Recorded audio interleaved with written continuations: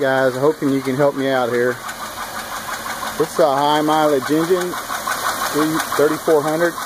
It's had most everything done to keep it running. It's had the rocker arm bolts, threads fixed, but it's making a funny noise now. And I just had the valve covers off and the valve train looks intact. There's no rocker arm bolt problems. I just checked the torque on them and it's all good. And this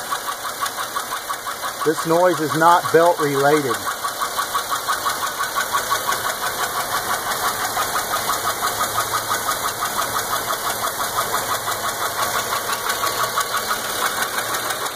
It sounds like it's in the back of the engine.